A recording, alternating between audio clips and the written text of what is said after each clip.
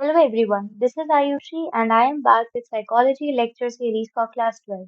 हम chapter 9 developing psychological skills के बारे में पढ़ रहे हैं, जिसके लास्ट टू पार्ट्स में हमने स्पेसिफिक स्किल्स के बारे में डिस्कस किया था। उसी टॉपिक को कैरी फॉरवर्ड करते हुए हम लास्ट स्पेसिफिक स्किल के बारे में डिस्कस करेंगे जिसका नाम है counselling skills. First of all हम इंट्रोडक्शन में ये समझेंगे कि काउंसलिंग क्या होती है। काउंसलिंग और गाइडेंस के डोमेन में साइकोलॉजिस्ट की जानकारी और एक्सपर्टीज होना बहुत जरूरी होती है। काउंसलिंग समझने के लिए या उसको सीखने के लिए एक साइकोलॉजिस्ट को बहुत ट्रेनिंग और एजुकेशन की जानकारी हासिल करना जरूरी होता है। अगर आप किसी ऐसे जगह पे काम करते हो जिसके बारे में आपको प्रॉपर जानकारी नहीं है, तो उसके जो कॉन्सिक्वेंसेस हो सकते हैं वो बहुत बुरे हो सकते हैं, जिसकी वजह से आपको इन्फीरियॉरिटी आ सकती है और ये चीजें आप दूसरों के ऊपर भी प्रभावित करोगे। इसके विपरीत अगर आप किसी ऐसी जगह पर हो जहाँ पे आपको काम करना पसंद हो या आपको उस काम की एक्सपर्टीज हो, तो आपको सेटिस्फैक्शन मिलेगा और पॉजिटिव फीलिंग मिलेगी। काउंसलिंग जो होती है वो सेल्फ इंट्रोस्पेक्शन डिमांड करती है, यानी कि आपको खुद के बारे में जानकारी होना ज़रूरी है। आप खुद के बारे में क्या सोचते हो, अच्छा सोचते हो, बुरा सोचते हो, आपको वो चीज़ें जानना ज़रूरी है। इसके बाद ही आप एक अच्छे काउंसलर बन सकते हो। नेक्स्ट है काउंसलिंग का मतलब क्या होता है? काउंसलिंग जो होती है वो किसी इंटरव्यू का प्लान होता है और क्लाइंट और काउंसलर दोनों के व्यवहारों के बारे में जानकारी होती है और ये पता चलता है कि क्लाइंट के ऊपर काउंसलर का क्या प्रभाव पड़ सकता है। काउंसलर जो होता है वो ज्यादातर क्लाइंट की प्रॉब्लम सॉल्व करने के लिए उत्तेजित रहता है या उसकी प्रॉब्लम सॉल्व करने पे ही फोकस करता है। वो ये समझने की कोशिश करता है कि क्लाइंट अपनी प्रॉब्लम के बारे में क्या समझता है और वो अपनी प्रॉब्लम के बारे में कैसा महसूस करता है। इसमें फोकस होता है क्लाइंट की प्रॉब्लम के बारे में और क्लाइंट खुद की प्रॉब्लम को कैसे डिफाइन करता है। काउंसलिंग जो होती है वो दूसरों की मदद करने के लिए होती है ताकि उनके रिश्ते सुधर सके और ये उनके द्वारा की जाती है जो कोई मदद करने के लिए तैयार हो और वो मदद करने में ट्रेन्ड हो, यानी कि ट्रेन्ड प्रोफेशनल ही काउंसलिंग कर सकता है। कुछ थ्योरेटिकल अप्रोचेस हैं जिसमें हमें काउंसलिंग के बारे में पता चलता है जो यहाँ पे 5 पॉइंट्स में मेंशन है। पहला है काउंसलिंग जो होती है वो दूसरों की भावनाओं को अच्छे से समझना होता है। दूसरा होता है हमें क्लाइंट्स की फीलिंग के बारे में उनको एक्सेप्ट करना पड़ता है, उनकी जो भी विचारधाराएँ होती हैं, उनको उसी हिसाब से एक्सेप्ट करना होता है। नेक्स्ट है हमें क्लाइंट की कॉन्फिडेंशियलिटी मेंटेन करना ज़रूरी होता है, जो भी क्लाइंट हमसे शेयर कर रहा है, वो हम तक ही रहनी चाहिए और किसी और के पास वो जानकारी नहीं जानी चाहिए। काउंसलिंग जो होती है वो वॉलंटरी होती है यानी खुद की मर्जी से होती है। वो तभी होती है जब क्लाइंट खुद से काउंसलर के पास आता है। काउंसलर कभी भी किसी भी दबाव का इस्तेमाल नहीं करता है कोई जानकारी हासिल करने के लिए। काउंसलर और क्लाइंट दोनों एक दूसरे से बातें करते हैं वर्बली और नॉन वर्बली दोनों तरीके से। इसीलिए क्लाइंट जो काउंसलर होता है उनको मैसेजेस के बारे में जानकारी होना जरूरी होती है। नेक्स्ट है काउंसलिंग के बारे में कुछ गलत अफवाहें हैं या मिथ्स हैं जिन्हें क्लियर करना जरूरी है। जिसमें से फर्स्ट है काउंसलिंग जो है वो केवल जानकारी देना नहीं होती है, हेल्प करना होती है। काउंसलिंग में कोई किसी को एडवाइस नहीं देता है, बस एक उसकी मदद करता है। नेक्स्ट है काउंसलिंग सिलेक्शन और प्लेसमेंट के लिए नहीं इस्तेमाल की जाती है, ये किसी की मदद करने के लिए इस्तेमाल की जाती है। काउंसलिंग इंटरव्यू जैसी सेम नहीं होती है, लेकिन इसमें इंटरव्यू इन्वॉल्व हो सकता है जिसके द्वारा काउंसलर क्लाइंट से जानकारी हासिल करता है। काउंसलिंग जो होती है वो किसी के व्यवहारों से मतलब यानी कि काउंसलर जो होता है वो किसी को जबरदस्ती नहीं करता है, ना ही किसी को डराता धमकाता है, किसी भी प्रकार की जानकारी हासिल करने के लिए। नेक्स्ट है इफेक्टिव रिलेशनशिप्स यानी रिश्तों को अच्छा करने के लिए क्या-क्या चीजें जरूरी होती हैं। क्लाइंट जो होता है उसके लिए रिश्ते अच्छे रखना बहुत जरूरी होता है जिसका पहला स्टेप होता है काउंसलिंग रिलेशनशिप से। यानी जब उसके काउंसलर्स के साथ रिश्ते अच्छे होते हैं तो वो धीरे धीरे बाकी लोगों के साथ अच्छे रिश्ते स्थापित करता है। काउंसलर जो होते हैं वो ट्रेंड होते हैं हेल्दी रिलेशनशिप बनाने के लिए।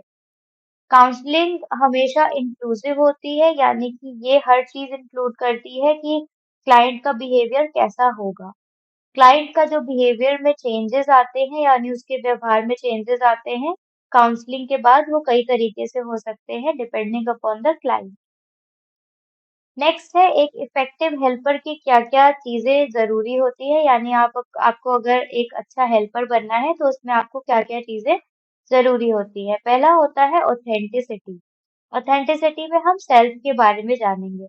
सेल्फ वो चीज होती है जो हम विचार या अपने बारे में विचार रखते हैं, उसे हम कहते हैं सेल्फ।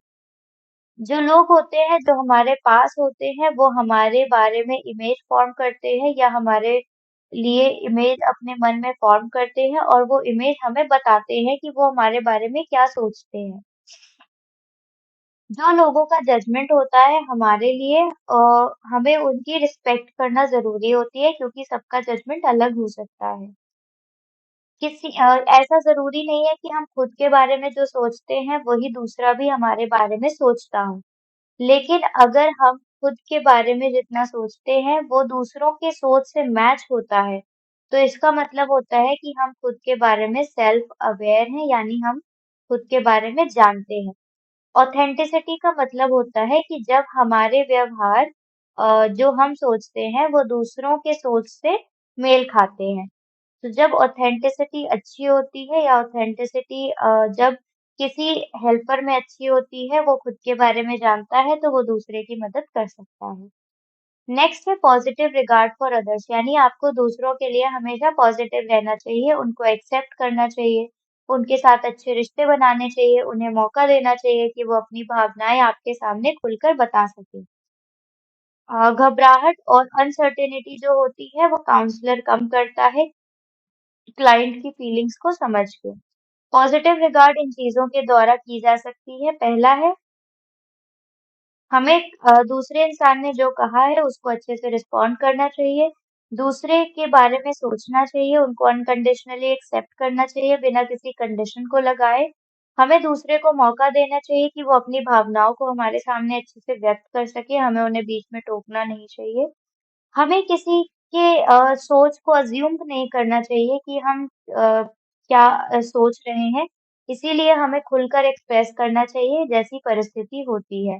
हमें ना तो खुद को, ना तो सामने वाले इंसान को किसी भी लेबल से वो बताना चाहिए। नेक्स्ट है एम्पैथी। एम्पैथी का मतलब होता है कि हम किसी और के बारे में उसके नज़रिए से सोच रहे हैं। यानी हम खुद को उस इंसान की जगह रख के उनकी प्रॉब्लम्स को समझते हैं और उनकी तरह से समझते हैं। लास्ट है पैराफ्रेजिंग। पैराफ्रेजिंग को हमने कम्युनिकेशन में भी पढ़ा था। पैराफ्रेजिंग का मतलब होता है जब हम किसी की चीज़ों को सुनकर उसको अपने हिसाब से मतलब देते हैं, उसको समझते हैं। हमें जो भी क्लाइंट कह रहा है उसके मतलब को समझना चाहिए, जैसा कि वो कह रहा है उसी हिसाब से हमें उसे समझना चाहिए। हमें उसे कभी भी मिसइंटरप्रेट नहीं करना चाहिए। नेक्स्ट है एथिक्स इन काउंसलिंग, यानी काउंसलिंग में क्या-क्या चीजें जरूरी होती हैं, आपको किन-किन चीजों का ध्यान देना चाहिए, जो एथिकल स्टैंडर्ड्स में आते हैं और अगर आप इनको फॉलो नहीं करोगे तो आपके खिलाफ लीगल एक्शन भी लिया जा सकता है। अमेरिकन साइकोलॉजिकल एसोसिएशन ने एथिक्स की गाइडलाइंस दी हैं जो एक साइकोलॉजिस्ट को क्लिनिकल सेटिंग में फॉलो करनी चाहिए। वो गाइडलाइंस यहाँ पे मेंशन्ड है। पहला है कि आपको एथिकल और प्रोफेशनल कोड्स के बारे में जानकारी होना ज़रूरी है। आपको हर लॉज़ जो भी साइकोलॉजी में बने हैं, उनके बारे में जानकारी, रूल्स और जो लॉज़ होते हैं, वो सब जानना ज़रूरी होता है। दूसरा है कि आपको ये चीज़ें समझना चाहिए कि आपको क्या-क्या एथिक्स मेंटेन करना है एक प्रोफेशनल सेटिंग में।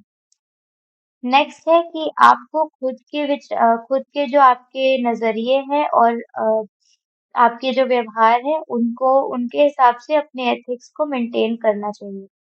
नेक्स्ट है अगर आपको कोई एथिकल इश्यूज़ फेस हो रहे हैं या आपको किसी भी एथिक्स से रिलेटेड कोई प्रॉब्लम है, तो आपको उसकी जानकारी लेनी चाहिए किसी जानकार इंसान से।